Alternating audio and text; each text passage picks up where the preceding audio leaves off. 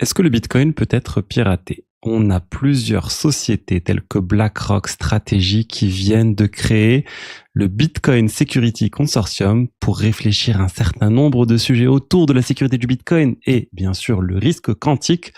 Je vous explique tout ça dans un instant. On va aussi parler des banques et des cryptos aux États-Unis avec Goldman Sachs qui soutient le Clarity Act. On va parler de hyperliquide en baisse. Qu'est-ce qui se passe? Plusieurs fonds semblent retirer des jetons. En tout cas, ils déstakent des jetons. On va parler aussi de pas mal de sujets, piratage, du compte Twitter du patron de Robinhood et pas mal de choses. Bonjour à tous et bienvenue sur Crypto Flash, la chaîne de l'actualité crypto. Commençons avec le cours des cryptos. Un BTC à 65 000 $ moins 1%, Ethereum 1880 $ moins 2,39%.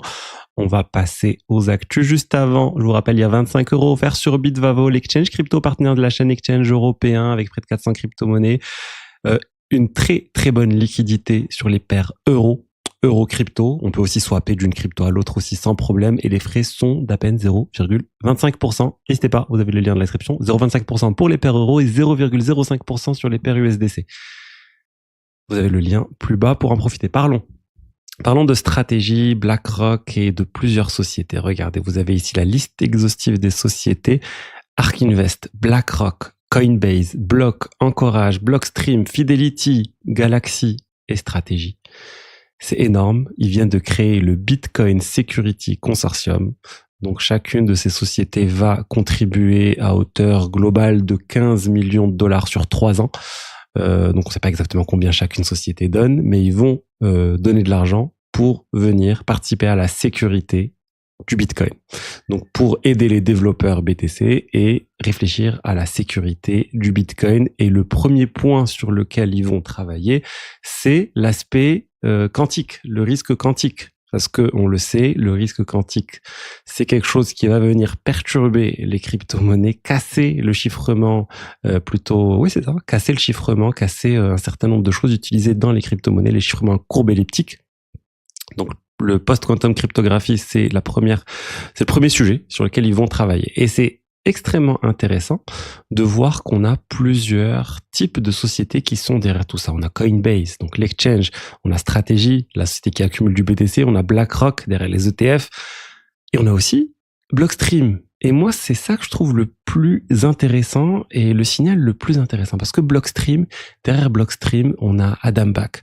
On a un certain nombre de développeurs derrière le BTC. Et vraiment, des core devs. Vraiment, Blockstream, ils ont longtemps, au final, tiré les ficelles derrière les développeurs du BTC. C'est eux qui sont derrière, qui influencent beaucoup les développeurs, les core devs Bitcoin. Donc ça, c'est très intéressant de voir que Blockstream ici, sachant en fait que depuis un certain temps, Adam Back tient une politique, qui est le patron de Blockstream, tient une politique où il dit en fait, mais non, le chiffrement quantique, c'est pas pour tout de suite, c'est dans longtemps. Il avait même dit à un moment, il avait donné une ordre de grandeur à 20 ou 40 ans. Donc il disait c'est pas pour tout de suite. Mais là, on le voit travailler avec un certain nombre d'autres sociétés qui, elles, pensent que c'est beaucoup plus, c'est un problème qui est un problème court terme en fait.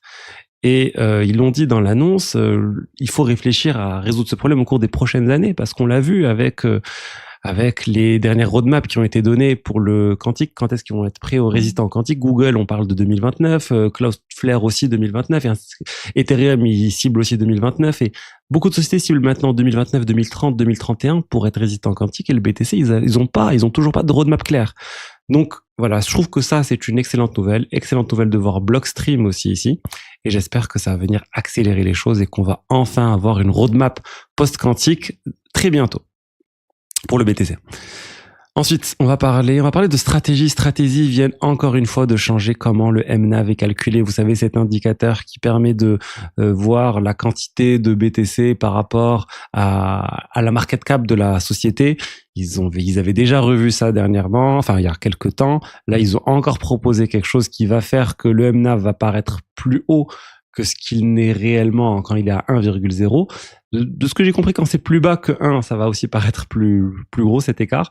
Mais en tout cas, voilà, encore du changement. J'aurais aimé vraiment que Stratégie reste concentrée sur un indicateur et qu'ils n'arrêtent pas de changer les indicateurs à chaque fois que ça se rapproche de 1 tout simplement et que ils se disent bah non, on peut pas rester comme ça, il faut afficher un indicateur plus intéressant. Voilà mon avis sur ce point.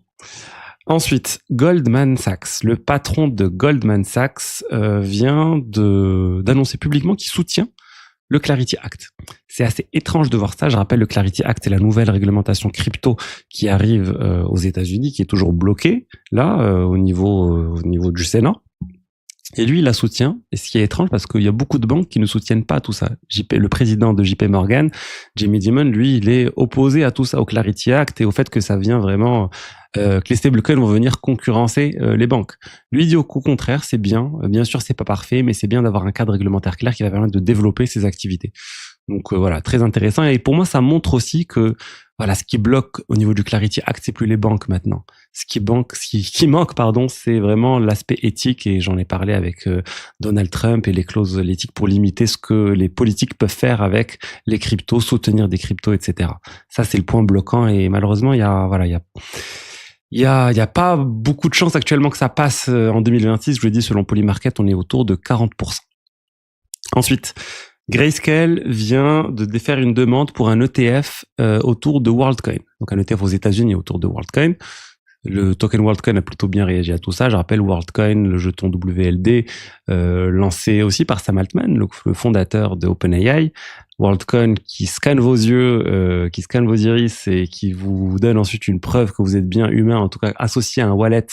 La preuve que derrière ce wallet, il y a bien un humain. C'est un projet IA aussi d'une certaine manière, parce que dans un monde où l'IA et les agents sont développés partout, on a besoin justement de prouver qu'on est bien des humains. Et le fait qu'il y ait un ETF, ça va aider à développer le protocole, enfin développer plutôt les investisseurs derrière ce protocole. Beaucoup de personnes pourront désormais acheter des jetons WorldCoin alors qu'ils n'ont pas forcément envie ou la capacité de le faire sur un exchange. Donc c'est une bonne chose. À chaque fois qu'il y a un ETF pour une crypto, pour moi, ça reste une bonne chose d'offrir de la possibilité à des personnes qui veulent acheter via des ETF. Ensuite, Hyperliquid. Hyperliquid est un peu en baisse ces derniers temps. Alors, il se passe des choses. On a plusieurs fonds, Multicoin Capital, Seleni Capital et Galaxy Digital, qui ont déstaké 150 millions de dollars à peu près de jetons.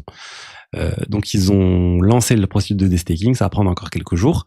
Le plus gros mouvement, c'est Multicoin Capital avec 138 millions de dollars. Donc 116 millions de dollars pour Multicoin Capital. Les autres, on est un peu moins. Seleni Capital et Galaxy, c'est en millions. Voilà, on parle de 4 millions pour Seleni et 29 millions pour Galaxy Digital. Donc, qu'est-ce que je vous ai dit? Donc voilà, environ 150 millions, 116 millions de dollars de Multicoin, voilà. Et c'est énorme, hein, 100 millions de dollars pour un projet quand même tel qu'Hyperliquid en termes de liquidité. L'arrivée sur le marché de 116 millions de dollars, c'est quelque chose qui peut faire mal si c'est vendu d'un coup. Mais selon le patron de Multicoin Capital, il a dit que eux, ils comptaient pas vendre du tout. Il a donné une explication autour de la privacy. Il voulait juste que les adresses ne soient plus associées à eux. Mais bon, on saura jamais. On saura absolument jamais si c'est vrai ou pas, parce que si ça part ensuite sur d'autres adresses ou sur un exchange pour ensuite rebondir sur une autre adresse et qui divise ça sur plein d'adresses, on pourra plus suivre les fonds. Mais en tout cas, voilà ce qui peut expliquer cette baisse. Ça m'inquiète pas plus que ça. Il y a rien qui a changé au niveau d'Hyperliquid. Les métriques sont toujours bonnes. Ils gagnent toujours des parts de marché par rapport aux exchanges centralisés sur l'open interest et sur le volume. Et globalement, ça reste vraiment un bon projet Hyperliquid. Ensuite, le compte Twitter du patron de Robinhood a été piraté et ils ont fait la promotion d'un meme coin, le Vladood. Pourquoi je vous en parle? Parce que pour moi, ça, c'est quelque chose de très classique et au final, c'est ce qui se passe quand un compte Twitter est piraté associé à la crypto, on lance un meme coin.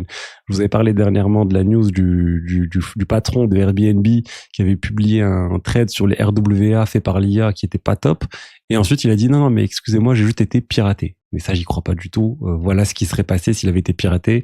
Ils auraient lancé le Airbnb coin, le même coin, et le hacker aurait gagné de l'argent directement avec ça, pas juste avec un trade random.